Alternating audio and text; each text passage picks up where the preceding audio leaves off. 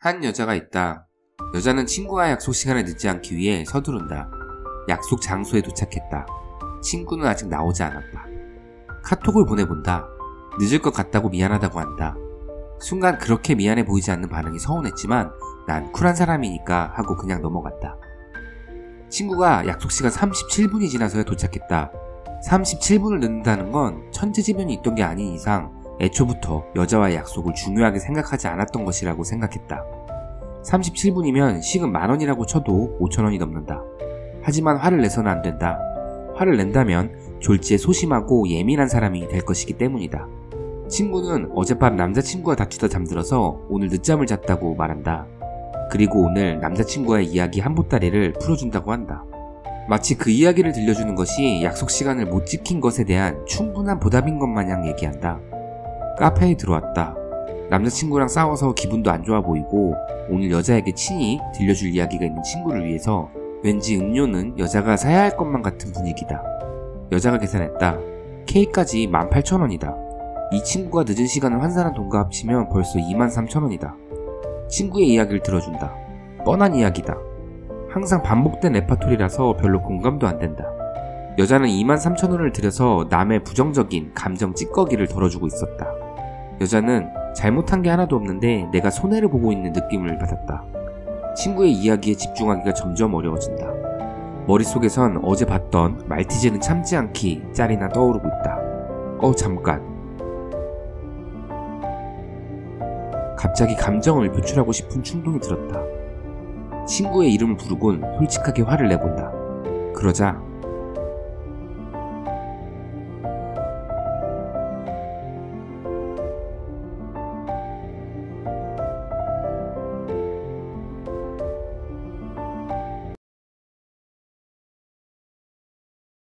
인간관계는 참 지긋지긋하다.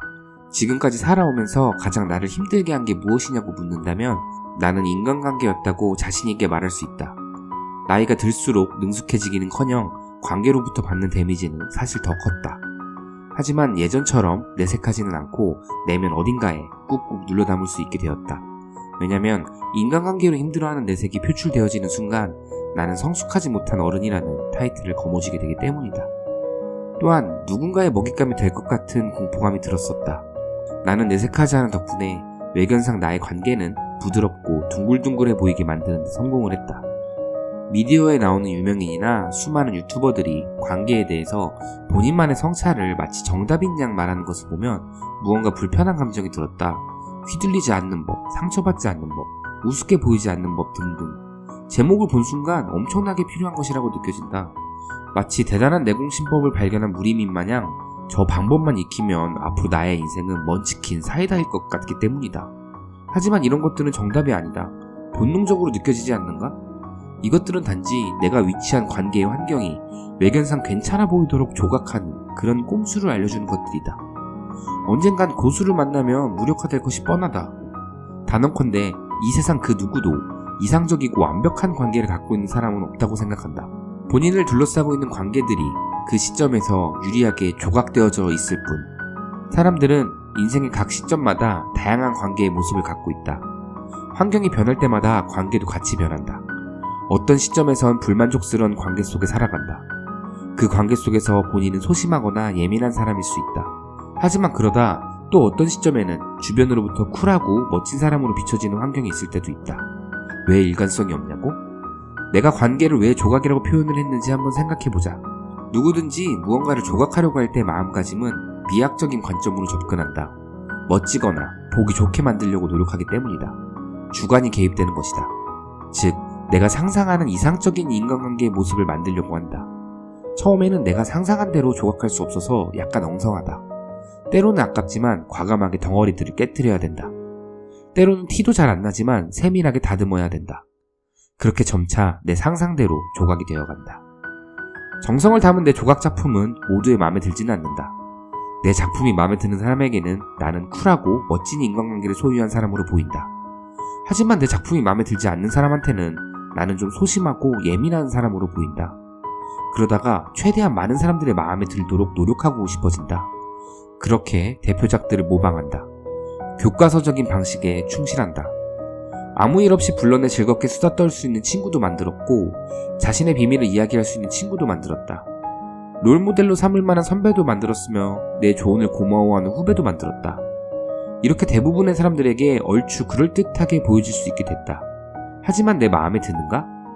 내 자신의 정체성은 잃어가는 느낌이 들고 관계를 유지하는 데 에너지를 쓰고 있다는 기분이 들기 시작하면 아프기 시작한다. 그래서 방법을 찾아본다. 인간관계 스트레스 해소법, 인간관계 하수 탈출하기, 손절하는 꿀팁 등등. 정답을 가장한 앞서 말한 대표작들의 모방 방식이다. 이렇게 하면 내 정체성을 잃어버리고 만다. 내 인생이 누군가 만들어 놓은 역할 하나를 맡으며 공연하는 것밖에 되지 않는다. 인간관계는 상호작용이 필요 충분 조건이다. 특히 1대1의 상호작용 속에서는 주거니 받거니 하며 우위를 점하는 자와 다소 저자세를 유지하게 되는 자로 나뉜다. 사실 여기서 제3의 영역을 차지하는 게 정답이다. 바로 영향받지 않는 영역이다. 최근 평일 낮에 공원에서 커피를 마시며 앉아있던 적이 있었다. 그때 초등학생들이 일찍 끝났는지 우르르 몰려와서 내 앞에서 뛰어놀고 있었다. 그들이 나를 보자 나는 그 친구들한테 닮고 싶어야만 한 멋진 어른의 모습을 보여주자는 생각으로 내가 지을 수 있는 최대한 멋진 웃음을 선사했었다. 그러자 그들은 괜히 시비를 걸었다. 나에게 바보 멍청이라며 앞뒤가 없는 묵은본 비방을 시작했다. 내 기분이 어땠을까? 아무렇지도 않았다. 그들이 밉지도 않았으며 가소로운 존재들이라며 그들을 낮게 보지도 않았다. 그저 있는 그대로 귀엽게 보였다. 상대가 초등학생인데 내 정체성을 훼손해가면서 그들에게 맞출 필요가 있겠는가? 여기서 인간관계의 힌트를 얻을 수 있었다. 인식을 다르게 하여 영향을 받지 않는 것이다. 나에게 부정적인 영향을 주는 관계의 에너지를 알아차리고 그것의 중요도를 낮추는 것이다.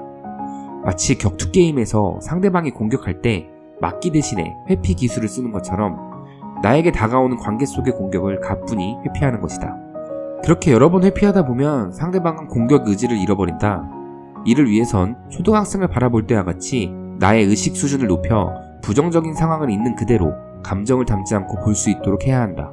의식 수준이 높다면 관계를 조각할 필요가 없이 알아서 조각된다. 사실 이렇게 말하는 나도 완벽하게 해낸다고는 못한다. 하지만 방법을 알아낸 것만으로 성장한 내면의 내 자신을 마주할 수 있었다. 관계의 정답은 나의 내면에 있다. 내 정체성을 잃지 않으면서 관계로부터 영향을 받지 않는 방법은 내 의식 수준의 성장이었다. 세상을 살아가며 관계에서 오는 부정적 에너지는 마치 일상이라는 길을 걷다가 옆에 문득 나타나는 문과 같다. 낯선 문은 열어보고 싶은 충동을 느끼게 한다. 그 문을 열면 안 될 것 같다는 느낌을 받았으면서 내 머릿속을 헤집을 게 튀어나올 것 같은 묘한 본능을 느끼면서도 혹시나 다를까 하고 그 문을 열어보게 된다. 이건 마치 공포영화의 클리셰와 비슷하다. 우리는 이미 문을 열고 난 결과를 알고 있지 않은가? 그 문을 열지 말자. 그 문을 지나칠 수 있도록 의식의 수준을 높이자. 관계를 위해 이렇게 하라 저렇게 하라 하는 모방법을 찾지 말자. 정답은 이미 내 안에 있다. 유발 하라리는 책 사피엔스에서 자연상태의 침팬지 무리의 개체수는 20에서 50마리이며 최대로 많아봐야 100마리 초반이고 인간 역시 이와 유사한 패턴이라고 말한다. 기술의 발전으로 수천만, 수억 명이 소통할 수 있는 세상에서 우리는 많아봐야 최대 100명 남짓한 인간들과 관계를 맺고 살아가는 것이다. 고작 100명을 위해서 내 정체성을 훼손하지는 말자.